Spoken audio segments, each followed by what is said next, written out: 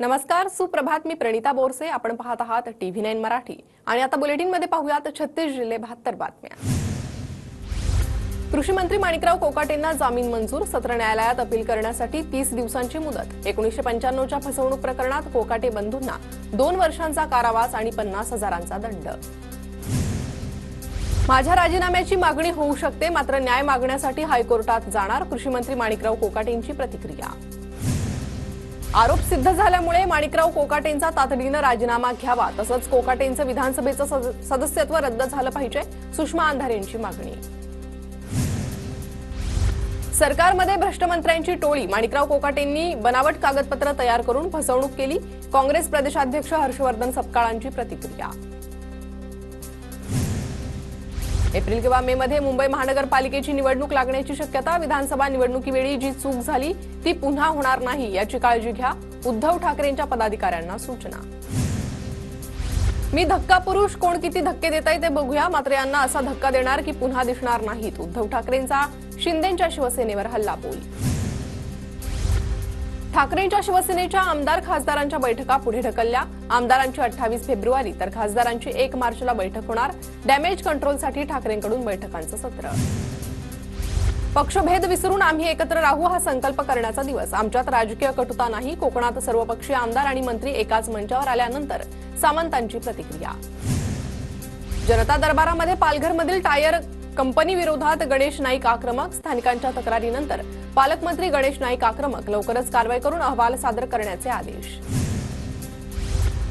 24 फेब्रुवारीला ठाणेकरांसाठी जनता दरबार असून प्रत्येक तालुक्यात जनता दरबार घेणार. राज्यातील प्रत्येक मंत्र्यानं जनता दरबार घ्यावा.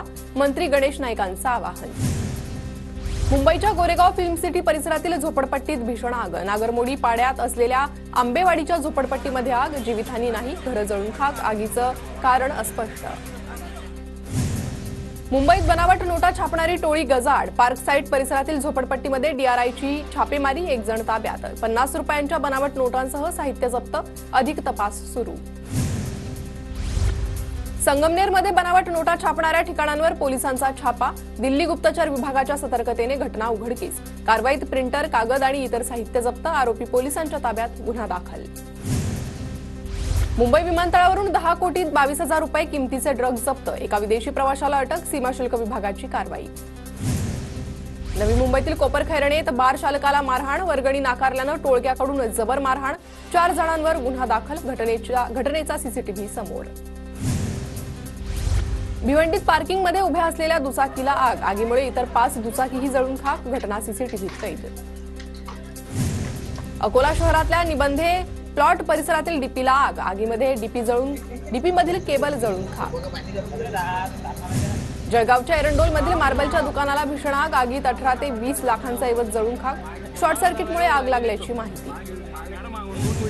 इचलकरंजीतील जर्मनी टोळीचा सोशल मीडियावर दहशत माजवण्याचा प्रयत्न. जर्मनी टोळीसह 6 आरोपींवर गुन्हा दाखल. शहरातील चौकाचौकात सर्वांची धिंड काढली. नागपूरच्या कंपनीची फसवणूक करून आणलेला 4,85,000चा लसूण जळगावात जप्त. MIDC पोलिसांची मोठी कारवाई. आजपासून 10वीच्या परीक्षेला सुरुवात. राज्यात 16 लाख विद्यार्थी 10वीची परीक्षा देणार. भिवंडीत सार्वजनिक ठिकाणी पालिका सफाई कर्मचाऱ्यांकडून रात्रीच्या वेळी साफसफाई. शहरातील सार्वजनिक स्वच्छतेवर भर. बदलापूरमध्ये जलवाहिनी फुटून पाण्याची नासाडी. कात्रप सूर्यानगर भागात खोदकाम करताना जलवाहिनी फुटली. गोंडवाना विद्यापीठाच्या पुढाकारानं चंद्रपूर आणि बल्लारपुरात 26व्या आंतरविद्यापीठ क्रीडा महोत्सवाला सुरुवात. कार्यक्रमाला रक्षा खडसे, सुधीर मुनगंटीवार आणि विद्यापीठाचे कुलगुरू डॉक्टर प्रशांत बोकारे उपस्थित. धुळ्यातील देऊर शिवारात रानडुकरांचा हैदोस. मका पिकाचं नुकसान. शेतकरी त्रस्त. वनविभागाकडे उपाययोजना करण्याची मागणी. धुळ्यातील देटरगाव परिसरातील शेतकरी फुलशेतीकडे वळाले. वाढत्या मागणीच्या पार्श्वभूमीवर शेतकऱ्यांकडून फुलांची लागवड. नंदुरबार बाजार समितीनं कापसाच्या खरेदीचा 2 लाख क्विंटलचा टप्पा ओलांडला. कापसाची आवक आणखी काही दिवस सुरू राहणार. 3 वर्षात जळगावातील 50,405 ग्राहकांनी महापालिकेचा 64 कोटी 25 लाखांचा कर ऑनलाईन भरला. ग्राहकांचा ऑनलाईन प्रणालीकडे कल वाढला. प्रलंबित देयकांसाठी जिल्हा कॉन्ट्रॅक्टर असोसिएशनचं काम बंद आंदोलन. धुळ्याच्या बांधकाम भवनाबाहेर डंपर JCB आणत शासनाचा निषेध. धुळे कृषी उत्पन्न बाजार समितीमध्ये 650 क्विंटल नवीन गव्हाची आवक, गव्हाला 32 रुपये भाव, शेतकऱ्यांकडून समाधान व्यक्त.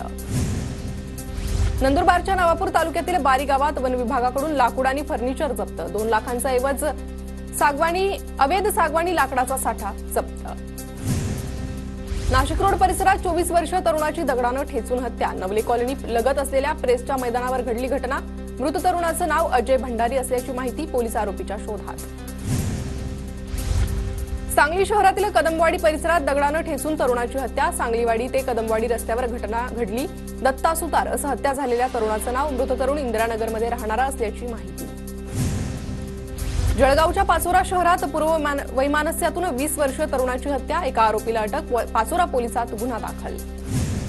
जळगावच्या वाघोदा पुलावरून उसानं भरलेला ट्रॅक्टर नदीत कोसळला, चालक ठार, क्लीनर गंभीर, ट्रकवरील नियंत्रण सुटल्यानं अपघात.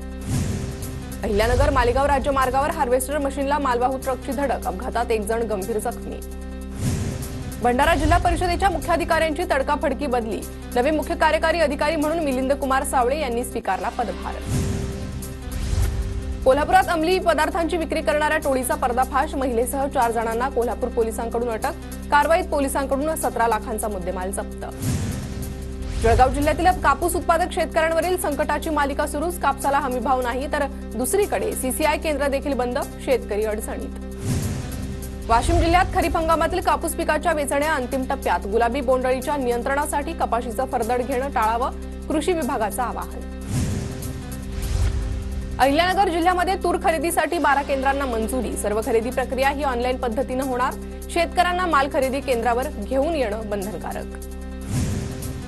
जळगावात शासनाकडून तुरीच्या खरेदीला सुरुवात नाहीच, शेतकऱ्यांकडून नाराजी व्यक्त, खासगी बाजारात कमी दर मिळत असल्यानं शेतकऱ्यांना आर्थिक फटका, शासकीय खरेदी केंद्र सुरू करण्याची शेतकऱ्यांची मागणी.